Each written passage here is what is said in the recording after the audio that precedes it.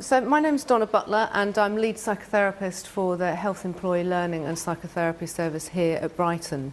And this is a subject really close to my heart. When I think about when I came to Brighton 30 odd years ago, and I came in the 80s with very big hair, and my experience of what you were talking about earlier, I think, Duncan, was about belonging and respect and then support for people. And certainly within the LGBT community, I think it was about difference. And I think as a community, you're really good at embracing difference, but I think the wider community are not very good at embracing you.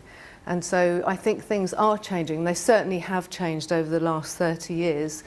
My experience of just a little bit of some history and context. Does anybody here remember Ward 6 and the Sussex Age Centre? Or am I really showing my age here? Okay, thank you very much. So at Hove General, when I did my nursing training, because I was originally a nurse, I became a sister in A&E, but the line that has gone all the way through my training, and then where I find myself now running the help service, has been about mental health.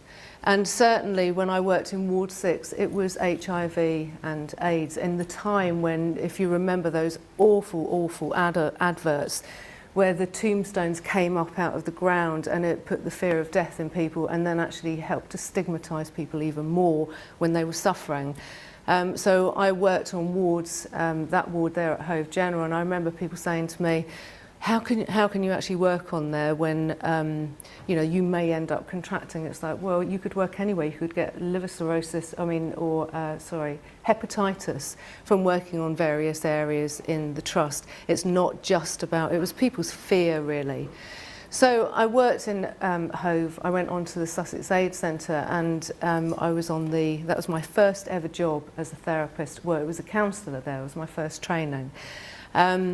And there is, within our team, I've always been really mindful at looking at diversity within our team. And there certainly is, and we've got a way to go with that as well. And I think within the organisation, we still have mental health. There's a massive swell going on, isn't there, at the moment? But I think we have to look at the difference as well and diversity within our community and reflect that within our practices and within our teams as well. So supporting the LGBT community. So if I go backwards, because I always do things a little bit differently, I blame the big hair in the 80s really. So there's myself, there's Jane, Victoria, Rob, Denise, and we have honorary students on placement as well from Sussex and Brighton universities, and from the Institute of Arts in Therapy and Education, because for those of you, sometimes you cannot find the words to express a feeling, but you actually might have a piece of music, or you may have an image that you can work from, and that's what we do with people. Do you know that certain pieces of music, I can hear 3 or 4 notes, and it can either make me cry or make me feel joyful. Donna Summer is one of them, so if you ever want me at a party to dance, you just have to put that on, or James Brown, and then I'm away. So the help service, as I say, there's diversity there. We maintain a respectful stance with LGBTQ issues and uphold the diversity. It is rich. If we only had, I'm sorry for those of you that might fit into this one, pale, male and stale, we wouldn't get anywhere. Sometimes we need to challenge things within organisations and within society for something to change. Otherwise, it is, we just do the same things because we've always done it that way. We have students on placement with us because they bring in current research. It challenges me. Yes, I have a slight reaction to the challenge at times, especially if they've done it at least 3 times on the same thing, which I've told them over and over again. It brings my sort of critical parent out a little bit. But it's good to have that. We have to look at our practice, don't we? So we look at issues around sexual health, HIV, and as I said, there's cultural issues, and some of us are trained specifically in domestic violence and dealing with that. So there's financial hardship and discrimination that I don't have to tell you, you will have experienced it sitting here, those amongst us. As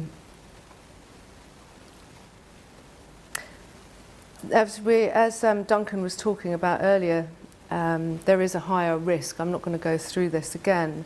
And there is the isolation that goes through that as well. So sometimes the clients that we have that come to see us, so I'm talking staff members as clients, they will come in and they will say that with all the best intentions, especially if they're in a transitioning position, the best intention of people, we need to educate people in what language to use and to challenge. It can't just be on a grassroots level. It has to be higher as well. We have to challenge people in authority. There's certain ways of doing it, obviously, and it's more frightening to do it because we have to be sharing the same language if people are going to feel less threatened and feel less attacked. There's discrimination, as you know, there's bullying, homophobia, biphobia and transphobia and transitioning. I've actually witnessed some of this on a Friday and Saturday night out. You know, I've lived in Brighton for 30 years. I think Brighton is more inclusive than other places, but it's still, we are still racist on the, underneath the surface, and there is still homophobia underneath the surface. So we can't kid ourselves in our little bubble of Brighton. Because I've actually seen it and I've witnessed it on West Street before, whether you have been black and attacked or whether you have been holding hands with somebody walking down the road and somebody shouted queer and then kicked you in the back of the legs and knocked you to the floor, which one of my friends were. Moving on to this, so our service, the help service, last year we were given an NHS employer's best practice, and as far as I'm concerned, it is about supporting you. It's just a human basic need, isn't it? To be supported and to be cared for and not to be discriminated against. And I would hope that my team actually do that, and we'll continue to do it and fight the cause alongside you, whoever you are. We offer one-to-one support. Your manager can refer you in. It can also be via HR and staff side. So can I just ask how many people here have got a union? Can you put your hands up for me, please? That's quite heartening. For those of you that don't have a union, please get one, because it's really, really important to have your support networks in place for when you're out there practicing, because none of us know what's going to come along and you have to have something in place. So they can refer you in as well. We do the one-to-one work. We use an integrated approach, but we do EMDR therapy as well. So it's eye movement desensitization and reprocessing. And Duncan, you were talking about having specific therapies. You know, the tick box exercise of CBT, I'm afraid it doesn't fit it. You know, our relationships, the repair is done in relationship because the damage is done in relationship. So it's no good. I couldn't sit and just do that online. I have to be next to somebody and feel what they're feeling. And it's a feedback loop, isn't it, really? So we're trying to do that within our service. We're integrated. The EMDR is a specific, nice guidelines trauma therapy. And you're absolutely right. There's a huge amount of trauma associated to LGBTQ issues. If you were to get EMDR therapy out in the community, have a guess at how much it would cost you. Okay, shall I give you a clue? Sorry? £50. Okay, so no, £50. It would be something like an hour. It's £80 plus. I know somebody that was charged £300 an hour in Brighton. To me, that is terrible. You know, I really believe in public services. And we've got so much cutting going on, to actually charge somebody £300 because they're doing a job is shocking. So we offer EMDR trauma therapy. It doesn't suit everybody, but actually it's one of the modalities that we can use to help treat people when they're having a difficult time. We also do hot debrief training, so if you're a manager within the organisation, please don't ask for it in the next 2 weeks because I'm on annual leave and we're really busy. But after that, we do have some appropriate times slotted for August and September onwards, where you can be trained in how to spot it, how to spot trauma, how to spot acute stress in your staff. Because actually, the nice guidelines said after something that has happened, so if we're talking acute stress or trauma, what it can do is it can trigger some stuff from your previous history. So anything that's lying unconscious that you've experienced in the past, you might have been attacked or you've been neglected, there's something that can go off and it can be connected, and then the whole lot can be unmanageable, and then you start to burn out. So if you want to have hot debrief training within your teams, it's for seniors, then we can actually provide that for you. Do you know what? I've got contact lenses in, and at the end of the day I can hardly see on here, so I'm hoping it's less blurry for you. So 98% of the staff said it benefited them coming to see us or being involved in some of the services that we offer. It helped them to stay in work or to get back to work sooner. And you know, part of, people say, what is the meaning of life? You know, when you go through a crisis. So my mother died in this hospital 6 years ago. I wouldn't have been able to carry on doing the work if I hadn't have had EMDR trauma therapy. And sometimes when you hit a crisis in your life, you think, what is the meaning of this? What are we all doing here? And actually, it's not necessarily the meaning, it's the meaning that we put into our lives. So all of you have a purpose because you're working in the fields that you're working in and trying to make a difference. That is part of your purpose. Sometimes our purpose changes, and sometimes we work with people to try and find what their new purpose will be, or to work out what it is that's got stuck in them. So at this point, I'm going to hand over to Victoria.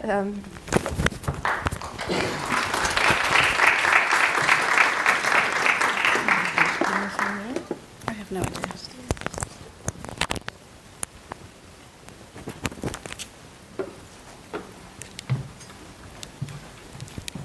Hi, my name is Victoria Fernandes and I'm a psychotherapist at the Help Service.